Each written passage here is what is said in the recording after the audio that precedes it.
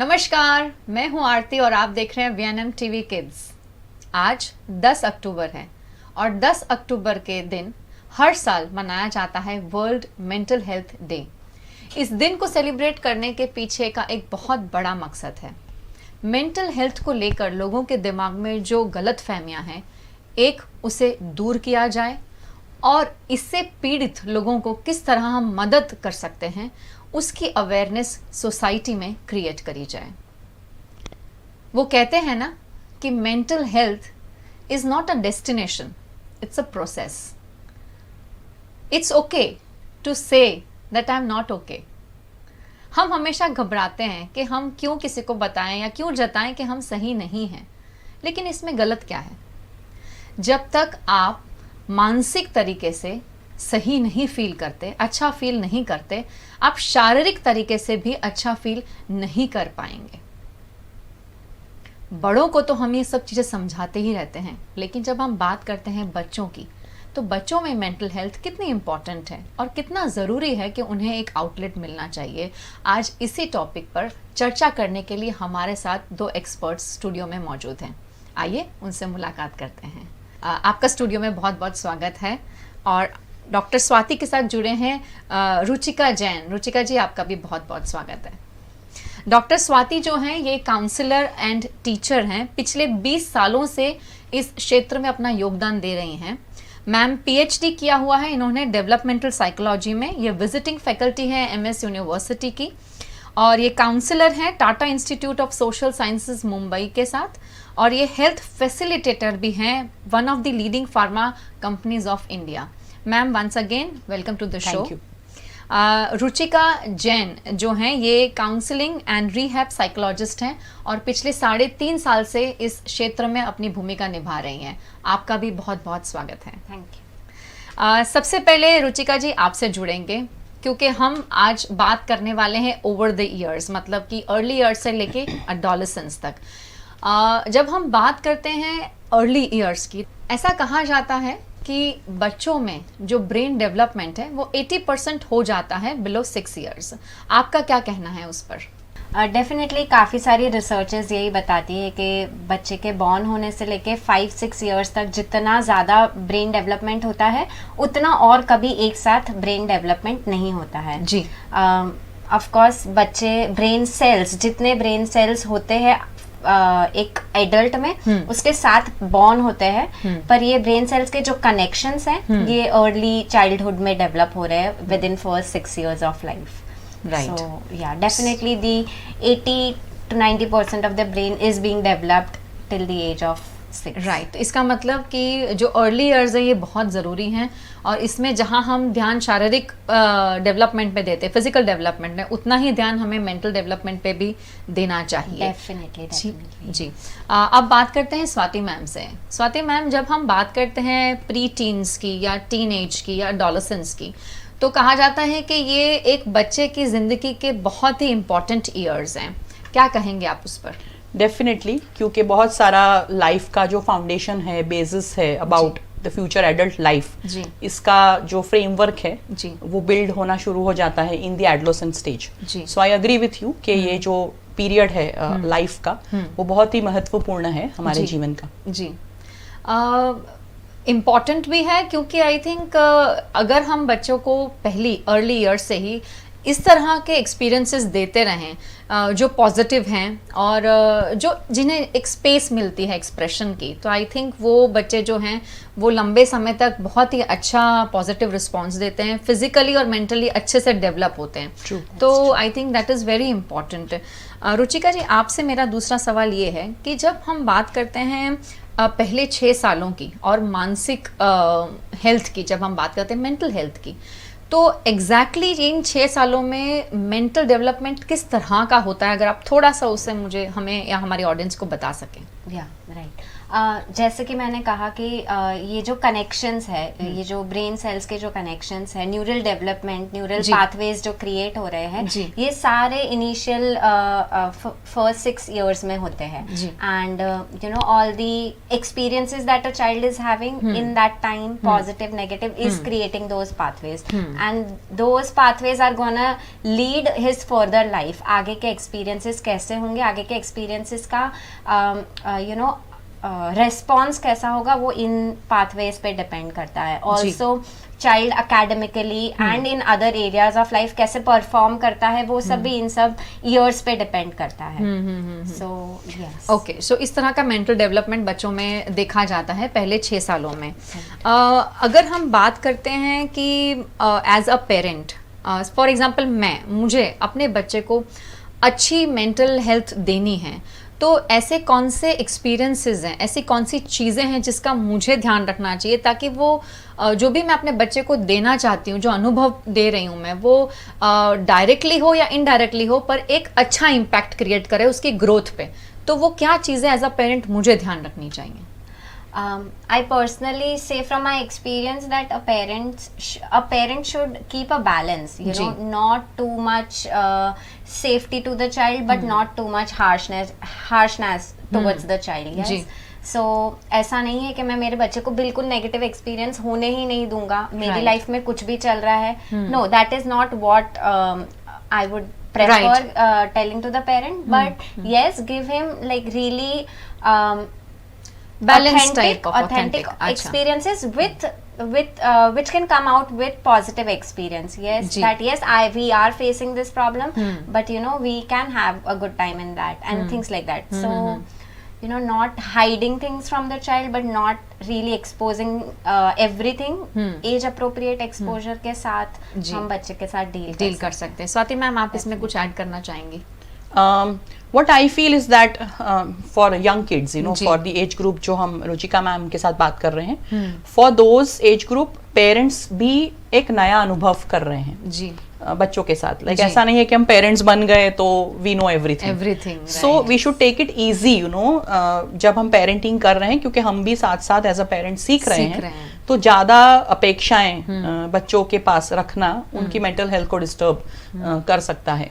सो जिस तरह से चाइल्ड जो वातावरण में खिल रहा है उसको फ्रीली खिलने दे, और थोड़ा सा नज करे जहां जहां जरूरत है. That would be the best parenting in the early years, I would से. मतलब बहुत ज्यादा पॉजिटिव भी नहीं और बहुत ज्यादा नेगेटिव भी नहीं. Too much care and completely leaving the child on its own, जैसे जंगल में छोड़ दिया, ऐसा भी नहीं होना चाहिए. एक्सट्रीम एंड्स नहीं होने चाहिए. Exactly. So it has to be balanced. Yes. Also, you know, when we see, we do not like for every profession we have schools, we have college, but this is a profession that you do not learn anywhere. Correct. So now your experiences are new every time. So what we do is as a parent या as a child, हमने जो हमारे parents से देखा है, जो हमें अच्छा लगा वो हम हमारे बच्चे के साथ करते हैं, जो नहीं लगा वो नहीं करते हैं. And that is how we are also doing trial and error with our children. Right? Also, when needed, a parent should seek help, take you know, a counselor's help or a teacher's help wherever needed. That I am not the only one who has to take care of the child. I can seek help from grandparents, I can seek help from schools and everywhere as well. So this is something a parent can think, and you know, there are so many communities who I will quote Japanese community, वो for them, उनके लिए जब बच्चा born होता है घर में, it's not the parents का child, the whole community in fact takes care of the child. Oh wow. So you know, being dependent and independent that way helps. और आई थिंक जब अर्ली ईयर्स में होते हैं, और जैसे Swati ma'am ने भी कहा कि पेरेंट भी सीख रहा है उस समय में, तो हमें भी नहीं पता होता है कि भाई जो मैं कर रहा हूँ वो सही है या गलत है. तो उसमें कई बार हमें दादी या नानी जो गाइड करती हैं तो हम वही पाथ फॉलो करते हैं. और वो कहते हैं ना कि पेरेंटिंग की कोई डेफिनेशन नहीं है, इट्स अ लर्निंग प्रोसेस. मतलब आप जैसे जैसे एज अ पेरेंट ग्रो होते हैं, बच्चा आपके साथ ग्रो हो रहा है, आप भी सीखते हैं, बच्चा भी सीखता है. गलतियां हर किसी से होती हैं, पर एज अ पेरेंट जब हम गलती एक्सेप्ट कर लेते हैं ना, तो बच्चे के लिए भी वो एक्सेप्ट करना बहुत इजी बन जाता है। Exactly. पर जब हम ही उससे बोलते कि नहीं, गलती होने के बावजूद भी हम अपने हाथ ऊपर कर लेते हैं, तो बच्चा भी कहीं ना कहीं वो मैसेज तो देखता ही है और फिर वो भी वही चीज़ एज अ रोल मॉडल हमें चुनता है, तो वही चीज़ कॉपी करने की ट्राई करता है। जब हम बात करते हैं एडोलेसेंस की और स्पेशली इस एरा की जब हम बात करते हैं, 21वीं सेंचुरी की जब हम बात करते हैं, तो टीनेजर्स एडोलेसेंस का जो टॉपिक है वो हर पेरेंट के मुंह से निकलता है कि मेरे बच्चे के साथ ये तकलीफ हो रही है, मैं क्या करूं, मुझे कुछ समझ नहीं आ रहा। तो किस तरह के इश्यूज आप फेस करते हैं as a counsellor, as a psychologist? Parents क्या इश्यूज लेकर आपके पास आते हैं? सी ज़्यादातर I will say there are 3-4 issues जो बहुत कॉमन है जी। The first issue that parents come to me with is कि क्या हमारा बच्चा पढ़ेगा और क्या पर्याप्त पढ़ाई करेगा, ऊंचा शिक्षण लेगा या नहीं। सो एजुकेशन से रिलेटेड, एजुकेशनल अचीवमेंट से रिलेटेड बहुत सारे कंसर्न्स होते हैं पेरेंट्स। अच्छा। दूसरा इश्यू अगर देखें तो पेरेंट्स को एक कंसर्न है सर्वाइवल का, कि मेरा बच्चा जो कॉम्पिटिटिव वर्ल्ड है उसमें आगे जाके अपना व्यावसायिक जीवन और व्यक्तिगत जीवन उसमें सर्वाइव कर पाएगा कि नहीं। Right. Because everywhere there is competition, it's a rat race. बिल्कुल। सो एवरी पेरेंट वांट्स कि मेरा बच्चा वो रेस में शामिल हो जाए और फर्स्ट ही आए। तो ये सर्वाइवल का भी बहुत बार कंसर्न रहता है पेरेंट्स को। Third thing which is emerging since the past few years is addiction. Parents बहुत चिंतित है कि मेरे बच्चे को कोई एडिक्शन ना हो जाए, मे बी अल्कोहल, ड्रग्स और you know any kind of bad company, bad habits. Even these days technology का, गैजेट्स का भी एडिक्शन होता है। That is also concern. One small concern which also I see of late is कि क्या मेरा बच्चा खुश रहेगा या नहीं, which is connected with mental health, कि क्या मेरा बच्चा अपने आप को संभाल पाएगा या नहीं, उसके इमोशंस को संभाल पाएगा या नहीं। Because sometimes you know at this stage of adolescence बच्चे they are thinking to either go you know further out from family to study, कभी कभी जॉब के लिए। तो पेरेंट्स एक्चुअली प्रिपेयर हो रहे हैं कि हमारा बच्चा you know will fly out of the nest at some point of time. So ये भी एक कंसर्न रहता है कि झेल पाएगा ये नहीं, यू नो जो भी मुसीबतों का, चैलेंजेस का, चुनौतियों का सामना करेगा, and at the end of it will my child be happy और not. These are some 3 to 4 basic concerns which I think I have been dealing with when parents come to me for counseling. Right. पर बहुत सही बताया ma'am कि कुछ parents ने, आपने बोला कि ऑफलेट, तो मुझे भी सुन के अच्छा लगा कि पेरेंट्स एटलीस्ट ये इम्पोर्टेंस दे रहे हैं कि मेरे बच्चे की इमोशंस, उसका मेंटल हेल्थ भी इम्पोर्टेंट है। Right. तकलीफ तो हर किसी को होती है मैम, लेकिन एक्सेप्ट करना और उसे आगे बढ़कर एज अ चैलेंज एक्सेप्ट कर उसमें से बाहर निकलना इज अनदर बिग टास्क। और जब वहाँ पर साथ मिल जाता है पेरेंट्स का, तो इट इज़ वेरी इजी, बहुत आसान हो जाता है बच्चों के लिए। मैम, सोशल स्टिग्मास बहुत सारे हैं मेंटल हेल्थ को लेकर। जब हम बात करते हैं कि भाई सही में बच्चे को तकलीफ है, कुछ बच्चे होते हैं वो एक्सप्रेसिव होते हैं, कुछ बच्चे नहीं बोलते हैं, कितना ज़रूरी है एज अ चाइल्ड पहले तो कि मुझे एक्सप्रेसिव होना चाहिए। एज अ चाइल्ड मुझे तकलीफ हो रही है तो मैं खुलकर बोल पाऊँ कि मुझे तकलीफ है, पहले तो ये कितना ज़रूरी है।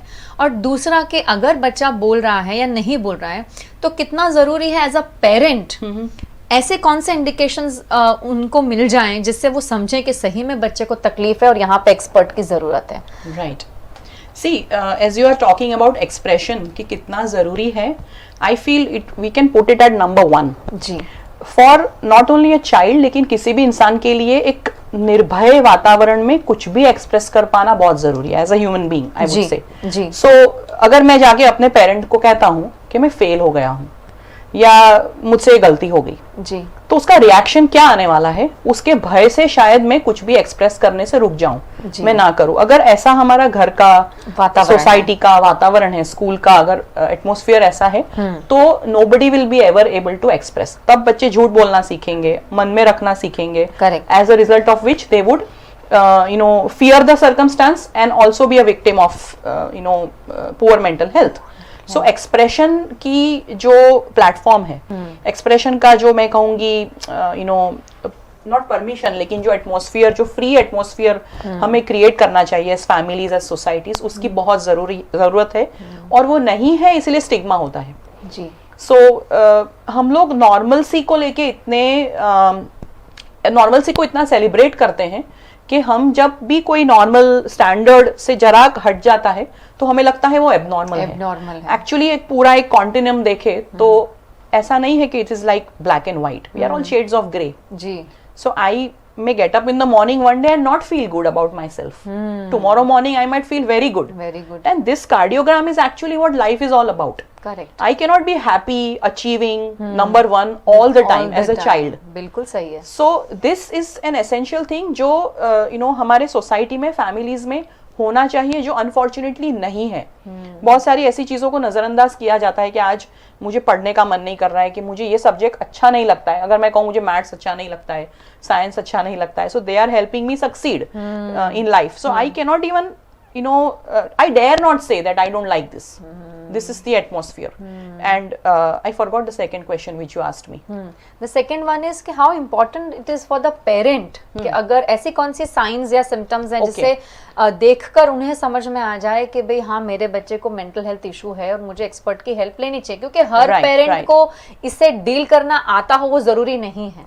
Okay. तो किस तरह से होगा? Right. See, first of all, I would say that as a parent, as a family, as extended families, हम सबको एक awareness होनी चाहिए कि हर एक जो लाइफ की स्टेज है, जैसे चाइल्डहुड है, एडोलेसेंस है, एडल्टहुड है, एल्डरली है, उसमें कुछ ना कुछ कैरेक्टरिस्टिक्स होती है और उसके माइलस्टोन्स होते हैं। We should be aware of it. मान लो बहुत छोटा बच्चा बहुत सारे प्रश्न पूछता रहता है, तो ऐसा नहीं है कि वो लाइफ टाइम ऐसा करने वाला है। धीरे धीरे जब एक स्टेज होता है, ट्रांजिशन होता है, तो some things will gradually disappear and new things will come up. अब अगर when I am aware of these characteristics as a parent and some things continue, तो I should see it as an alarm bell. कि for example मेरा बच्चा अपने friends की तरफ उसका झुकाव या फिर गुस्सा करना, गैंग एज में होना, रातों रात फ्रेंड्स चेंज करना, ये सब चीजें एडोलेसेंस की कैरेक्टरिस्टिक्स है। सो अगर ये कंटिन्यू रहता है for a long time, then it is a warning sign to a parent that maybe my child is fixated in this particular stage. At the same time, there are certain very subtle and direct signs. बच्चा बहुत लंबे समय तक यानी 1-2 महीने तक उदास रहता है, सोशली कट ऑफ हो जाता है, किसी से बात करने के लिए बाहर उसको मन नहीं कर रहा है, ईटिंग ट्रबल्स होते हैं उसको, स्लीपिंग इश्यूज होते हैं, या तो बहुत ज्यादा पूरा दिन सोता ही रहता है या जरा भी नहीं सोता है, आउटबर्स्ट्स ऑफ एंगर, अपने आप को हार्म करना, किसी और को हार्म करना, ये सब साइंस है, warning science. When a parent should take it seriously and address these issues either themselves if they are equipped और सी अ थेरेपिस्ट और अ काउंसलर इफ रिक्वायर्ड। तो मैम ये बात हम कर रहे हैं एडोलेसेंस की, लेकिन जब हम बात करते हैं बच्चे एडोलेसेंस में तो छोटी एज से ही पास होके निकलते हैं, कितना ज़रूरी है Ruchika ma'am at early year in parents को समझना कि अगर उसी समय हम बच्चे को एक स्पेस दें, उसे ये बोलने का फ्रीडम दे कि मुझे ये चीज़ नहीं पसंद है या मुझे ये चीज़ पसंद है, तो उस बच्चे की मेंटल हेल्थ जो है वो पॉजिटिवली ग्रो होगी। कितना ज़रूरी है? It is very important and likewise ma'am said that it is very important to be aware and aware to an extent that not everything I am capable of taking care of. I will need help. I will need to see a psychologist or a therapist. And not only that, not only socializing and stuff, but there are disorders which children go through. And because parents are not aware, it is always put that the child is not academically okay. He is doing well. He is not doing well, and he fails and all of that. But you do not understand that the child might have issues. There are so many common issues like ADHD and hyperactive children and OCD and ODD, conduct disorders, this, that, so many disorders which happen to a child, like which are there in a child. But because there's no awareness, because parents are fearful of going to a psychologist, seeing and naming the child that this child has a problem, we would never say that, or we would never be afraid of saying that I have diabetes or my child has thyroid or something like that. But a parent would always be scared of saying that, okay, my child has autism or my child has ADHD or so many different disorders. So being aware, being as a society, being okay with people having different kind of mental disorder, being acceptable.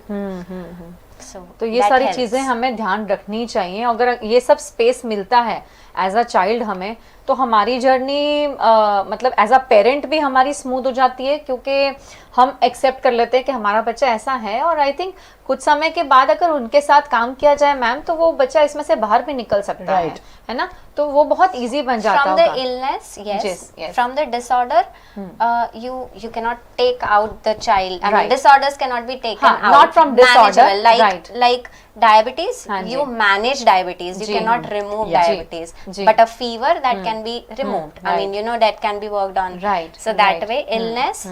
उस पे काम कर सकते हैं, जी। but not a disorder which is there with a child. You know, you have to manage that. So a lot of behavioral changes. Behavioral Behavioral issues। changes, ji yeah, ji yeah. जी। लेकिन कितने हद तक parents accept करते हैं कि तकलीफ पहले तो पेरेंट में है, बच्चे में तो तकलीफ बाद में आती है। जहाँ तक मुझे भी पता है कि हम स्टार्टिंग में बच्चों को इजीली, आजकल देखिए बच्चा खाना खाने बैठता है तो गैजेट्स हम देते हैं कि चलो आप देखते देखते खाना खाओ, ताकि मेरा काम आसान हो जाता है एज अ पेरेंट उसको खाना खिलाना। तो बच्चे ने तो मुझसे गैजेट नहीं मांगा था, पर मैंने दिया, अब उसको आदत पड़ गई है, अब वो नहीं छोड़ रहा है। तो कितने पेरेंट्स आपके पास, जब भी आप बच्चों के साथ डील करती हैं, तो आप जब बताती हैं तो कितने पेरेंट्स पहले एक्सेप्ट करते हैं? Are they ready to accept their mistake first? इतने ऐसे इतनी परसेंटेज कितनी होती है ऐसे पेरेंट्स की? Even if they accept it, it's like they do not have other ways, is what they say. Like नहीं खाता है मैडम, क्या करें? या मैडम जॉइंट फैमिली है, दे देते हैं, या मैडम दूसरे बच्चे कर रहे हैं तो मांगता है, अब हम कैसे ना बोले? और a very common thing is to make things easy, you know, खा लेता है, निपट जाता है काम। Also और when फिर the यही चीज एडिक्शन बन जाती है Yeah, मैम, जब तक exactly. बड़े बनते हैं, टीन एज आती है, एडोलेसेंस आती है, फिर तब तो ये मेजर इश्यूज बन जाते होंगे। Exactly. जी। तो उस समय हम बोल देते हैं ना बहुत आसान से कि भी बच्चे की तकलीफ है, पर तकलीफ बच्चे की एग्जैक्टली होती नहीं है। शुरुआत कहीं हमसे ही गलती हो जाती है, जहां पर हम, और हाँ, जहां आप डिसऑर्डर की बात करते हैं वो तो जेनेटिक भी हो सकता है, It can be वो genetic, कहीं से भी आ सकता है, लेकिन हाँ, ये इसका जो इम्पैक्ट है बच्चे पे वो हर तरीके से होता है। वो हमारा घर का एनवायरनमेंट है, या हमारे आसपास के जो लोग हैं, बच्चा क्या देखता है, क्या सुनता है, क्या एक्सपीरियंस करता है, उन सब के ऊपर ये इसका इम्पैक्ट उसकी ग्रोथ पर पड़ता है। राइट स्वाति मैम, जब हम बात करते हैं एडोलेसेंस की, और हमने बात करी, आपने बताया कि टिपिकली उनके इस तरह के इश्यूज होते हैं, कोविड में ये चीज़ें वर्स्ट होती गई, और हमारे पास कोई और ऑल्टरनेटिव भी नहीं था, क्योंकि बच्चों की ऑनलाइन स्कूल स्टार्ट हो गई, फिजिकल स्कूल्स बंद हो गई। किस तरह के इश्यूज पेरेंट्स आपके पास लेकर आए बच्चे की मेंटल हेल्थ को लेकर? Okay. One thing was that screen time increased drastically.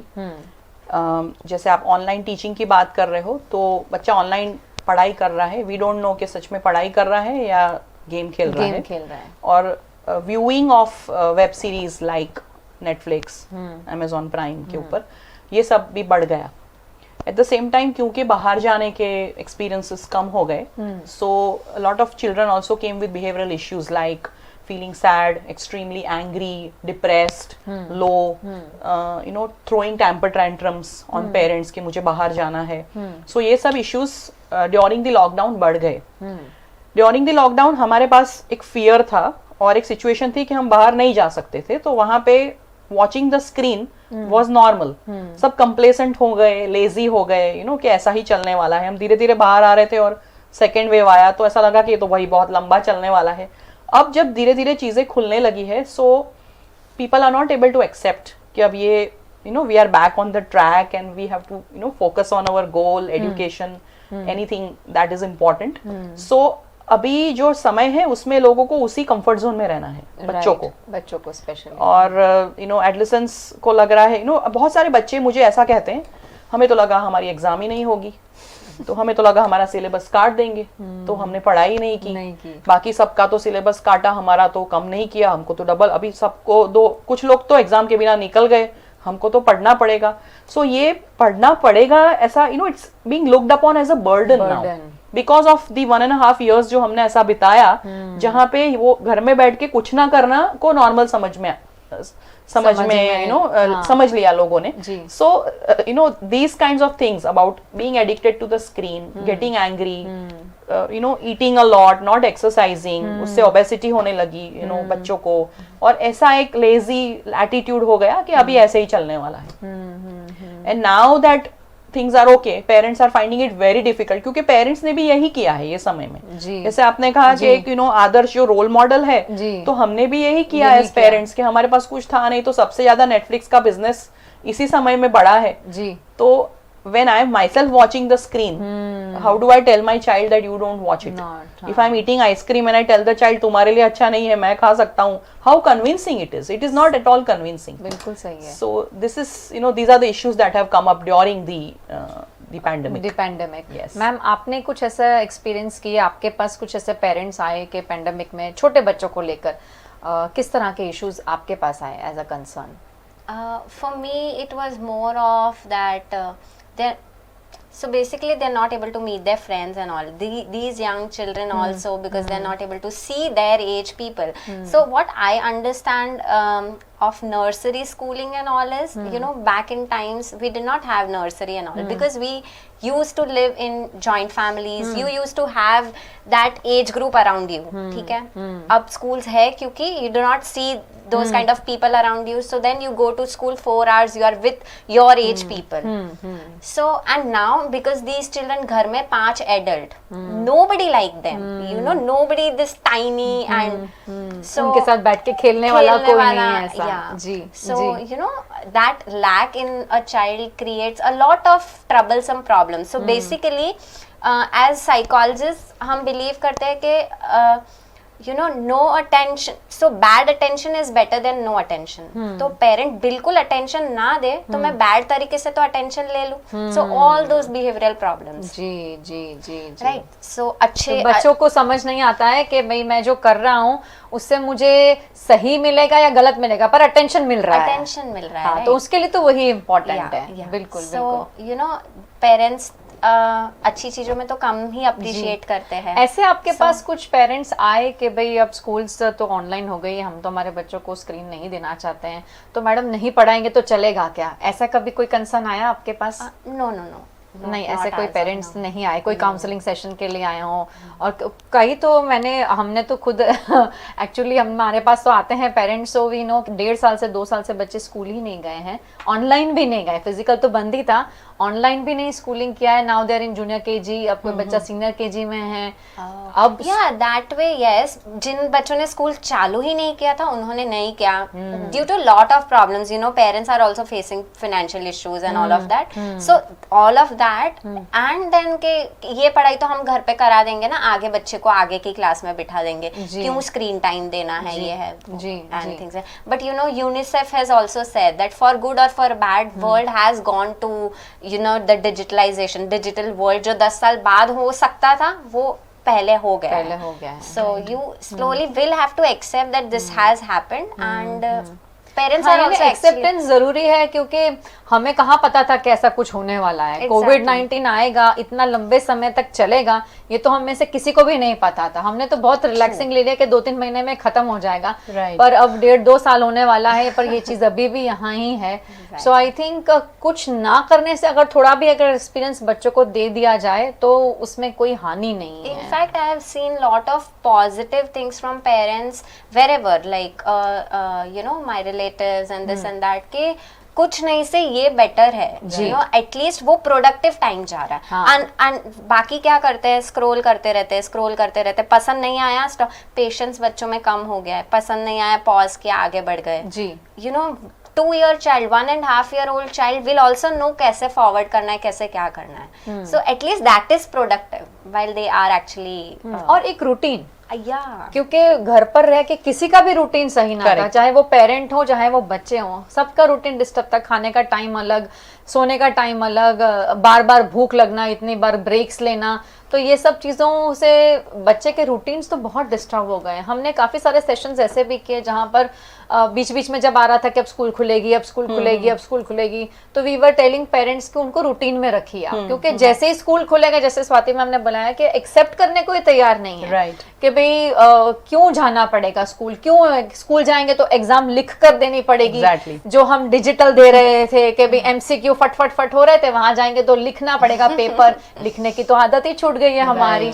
और बच्चे तो डर रहे हैं मैम, मैंने तो पेरेंट्स को भी बात करते हुए सुना है कि अच्छा ये साल खत्म होने दो, ऑनलाइन ही करने दो, कोई बात नहीं। तो ये मैसेजेस कितने सही है बच्चों के लिए?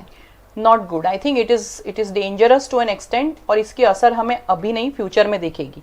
जैसे ये एज ग्रुप की अगर हम बात करें, छोटे बच्चे हैं जिनकी स्कूल गोइंग एज में, जो लोग जस्ट स्कूल जाने वाले थे और कोविड आ गया, तो उनको वो अनुभव ही नहीं मिले. Exactly. और इवन विथ एडोलेसेंस, जो एक्सपीरियंसेस उनको, सोशल एक्सपीरियंसेस जो मिलने चाहिए, they missed out on those experiences, जिसकी असर हमें अभी नहीं, लेकिन when these people become professionals, these adolescents, और when जब ये छोटे बच्चे जब थोड़े और फर्स्ट सेकंड ग्रेड्स में आएंगे, तब हमें इसकी असर दिखना चालू हो जाएगा. it is not really good to do everything in the four walls. हम तो circumstantially, situationally हमें करना पड़ा, लेकिन आज देखो आप, तो हम खाना भी घर में मंगवाते हैं, शॉपिंग भी घर बैठ के करते हैं, लोगों को हाय हेलो भी घर बैठ के करते हैं. आजकल जो पढ़ाई बाहर होती थी वो भी सब कुछ घर की चार दीवारों में हो रहा है, which will bring a lot of rise to depression and lot of other behavioral issues. क्योंकि हम लोगों से मिल ही नहीं रहे हैं, तो हम we are social animals, we need to meet people. Correct. So ये आई थिंक अच्छा मैसेज नहीं है जो हम बच्चों को दे रहे हैं. और कहीं ना कहीं एज पेरेंट्स जो फियर भी है कि अगर मेरा बच्चा स्कूल जाने लगा तो क्या, if what he comes back with COVID, fear भी है, कंप्लेसेंसी भी हो गई है. मैडम बाहर घूमने में फियर नहीं आ रहा है. वो नहीं आ रहा है फियर. पिकनिक में जा रहे हैं हम, सही बात है, एक्सटेंडेड पिकनिक्स जा रहे हैं हम, शादी ब्याह में जा रहे हैं, तो वहां पे भी तो कोविड लग सकता है. सिर्फ स्कूल जाने से कोविड होगा, ये मेंटालिटी अगर हम देखें तो इसको डिसाइफर करके एक्सप्लेन करना बहुत मुश्किल है कि क्यों यहाँ पे डर लग रहा है और यहाँ पे नहीं लग रहा है. पेरेंटल सुपरविजन में है तो ठीक है, अकेले स्कूल जाते हैं तो नहीं है. बहुत सारी there are too many factors which are acting to this. One is fear, the other is complacency, other is laziness. So too many things have together led to this situation where I think results of which are alarming, dangerous, जो हम 3-4 साल के बाद देखने वाले हैं कि क्या इसका असर होगा. When you don't get enough social experiences, what happens? वही मैं, हमारे लास्ट एपिसोड में भी हमने वही बात किया कि जो छोटे बच्चे हैं जो स्कूल जाने की एज में थे और जा ही नहीं पाए, अब जब वो बच्चे किसी भी तरह से, जैसे वर्किंग पेरेंट्स हैं तो अब डे स्कूल्स खुल रही हैं तो बच्चे जाते हैं, तो they are scared of people. उनके जो 2 या 3 लोग हैं जो घर में रहते हैं, उनके सिवा बच्चा किसी के पास जाने को तैयार नहीं है. मतलब किसी और इंसान को देखकर वो घबराता है, वो रोता है, वो चिल्लाता है. ऐसे भी बच्चे, हम ऐसे भी चीज़ें एक्सपीरियंस कर रहे हैं. तो बिल्कुल सही बता रहे हैं स्वाति मैम कि एक अलार्म है हम सबके लिए. As a parent, as an educator, हमें ये सब चीज़ों का ध्यान रखना बहुत ज़रूरी है. मैम स्कूल्स क्या रोल प्ले करती हैं इसके अंदर?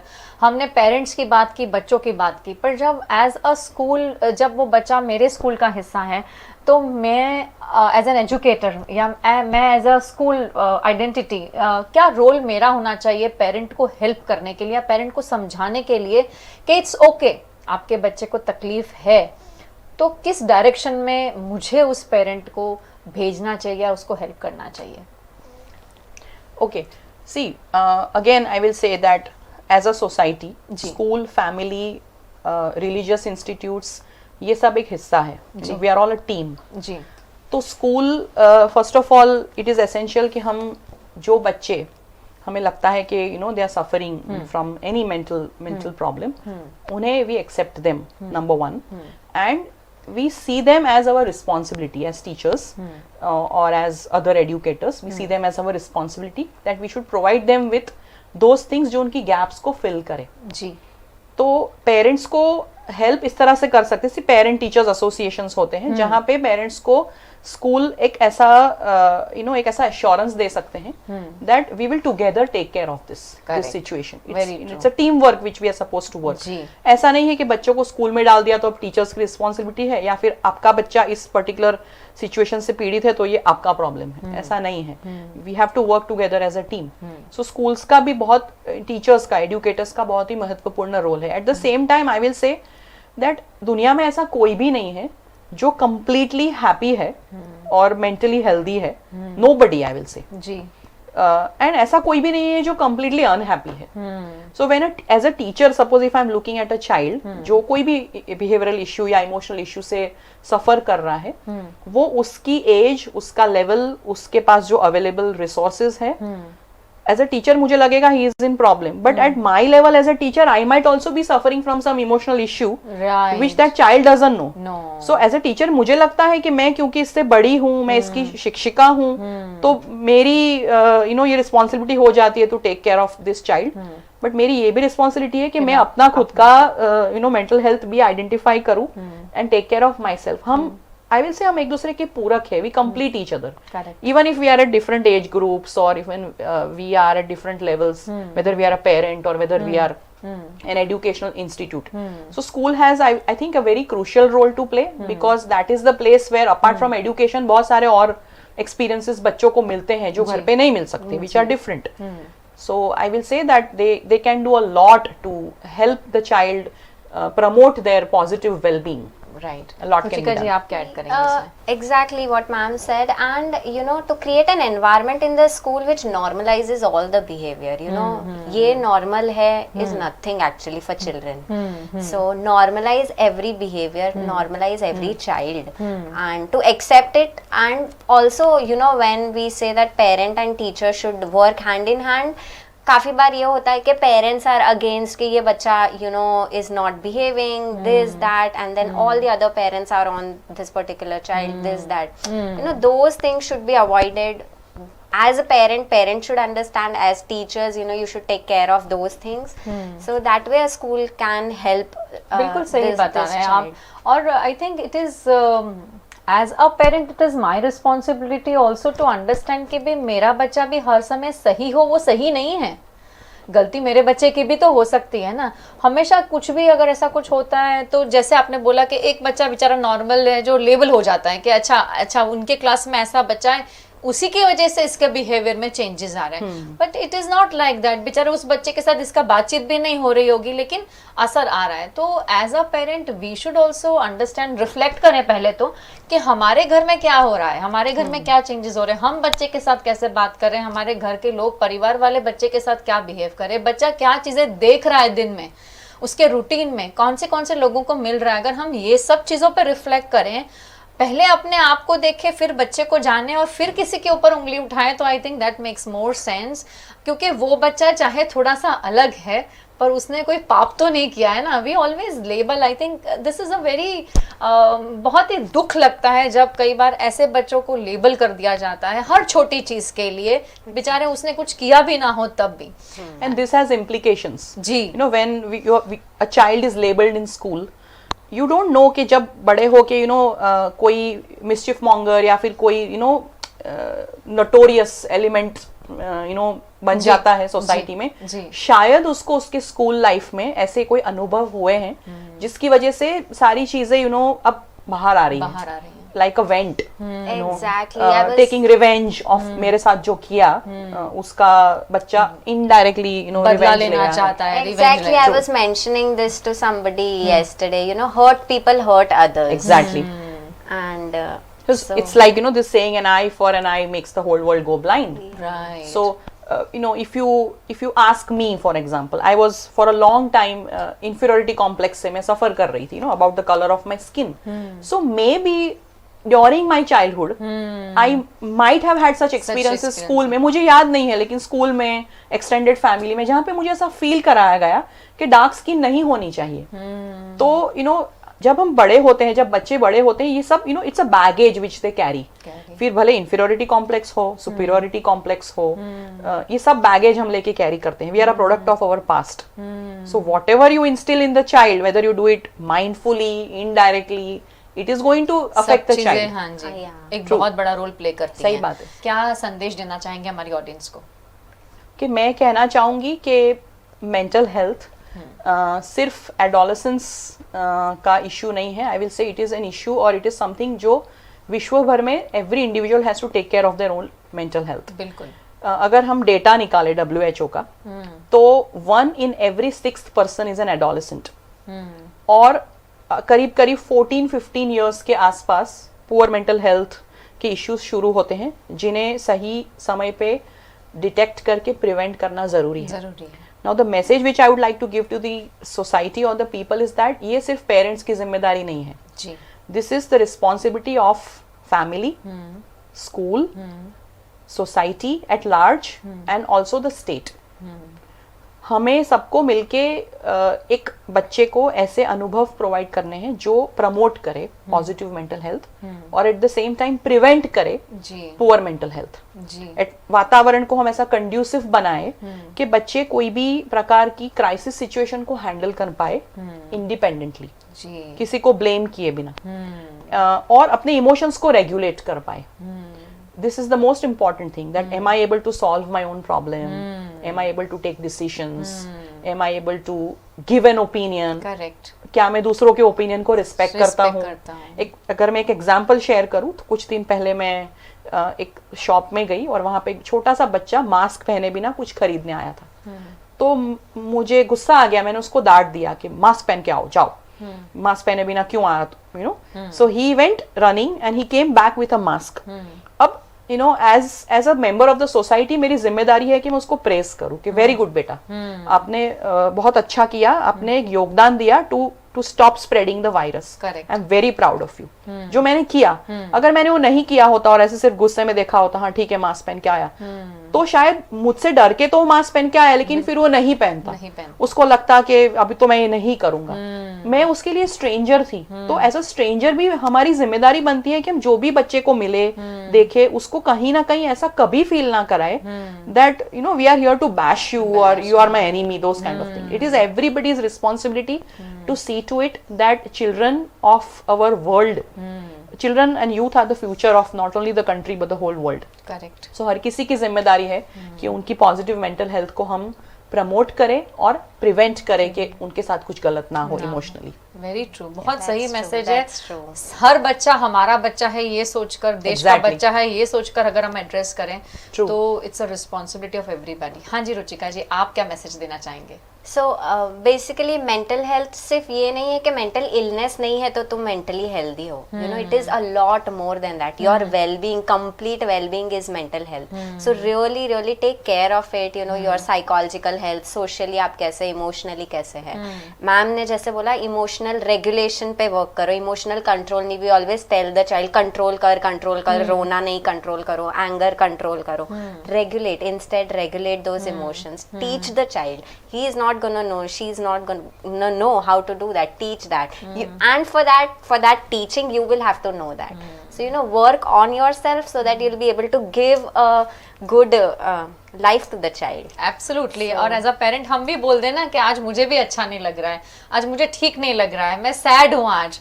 तो व्हेन आई बिकम एक्सप्रेसिव, मेरे एक्सप्रेशंस देख के मैं किस सिचुएशन में सैड होती हूँ, शायद मेरा बच्चा भी कल उठ के अगर सही फील नहीं कर रहा है तो वो बोलेगा कि आज मैं भी सैड हूँ, मुझे भी बात नहीं करना है। And I should accept that, respect that, अच्छा ठीक है बात नहीं करना है बेटा। कई बार हम फोर्स करते हैं बच्चों को, नहीं नहीं क्यों सा अच्छा नहीं है, बताओ क्यों नहीं बोल, मुझ पर से क्यों नहीं बोल रहे हो आप, ऐसे हो जाता। तो I think the best thing is, जिस तरह से स्वाति मैम और रुचिका जी ने हमें मैसेजेस दिए, बहुत ही ब्यूटीफुल मैसेजेस है। As a society we need to change, जिस तरह मैम ने बताया, और हर किसी का योगदान बहुत जरूरी है। और जब हम कहते हैं ना कि हम हर किसी को खुश करने की कोशिश करते हैं, पर क्यों करें हम? अगर हम अंदर से खुद ही खुश नहीं है तो हम किसी और को खुश कैसे कर सकते हैं? किसी और को खुश करने के लिए पहले तो आप खुश हो जाइए, अपने वेलबींग पे काम करिए। As a parent, as a grandmother, as a father, as a grandfather, uncle, aunt, जो भी है, सब मिलकर अगर पहले अपने वेलबींग पे काम करें तो आई थिंक बच्चा भी वो पॉजिटिव एटीट्यूड देखता है, वो पॉजिटिविटी वाइब्स उसको भी मिलती हैं, तो बच्चा भी वो चीज़ें धीरे धीरे अपने दिनचर्या में लाने की कोशिश करता है और उनको फॉलो करने की कोशिश करता है। तो इट्स ओके टू से आई एम नॉट ओके। तो अगर आप इस चीज़ को एक्सेप्ट कर लेंगे तो बच्चे भी बहुत जल्दी कर लेंगे, और इसमें कभी देर नहीं हुई। अगर आपको आज ही महसूस हुआ कि कुछ गलत हो रहा है, आज से ही इस पे काम करना शुरू कर दीजिए। अगर आपको हेल्प चाहिए तो जिस तरह स्वाति मैम है या रुचिका जी हैं, ऐसे हमारे सिटी में बहुत सारे और भी काउंसलर्स और साइकोलॉजिस्ट अवेलेबल हैं, आप किसी की भी मदद ले सकते हैं। अगर आप इनका संपर्क करना चाहते हैं तो आप हम तक पहुंचिए, हम इनके एड्रेस, इनके कॉन्टैक्ट नंबर्स आपको उनकी परमिशन से ज़रूर शेयर करेंगे। और wishing you all a very happy and positive mental health day. Thank you so much ma'am, you. आप Thank you दोनों so का much. बहुत बहुत शुक्रिया हमारे साथ आज अपना टाइम और एक्सपर्टीज शेयर करने के लिए।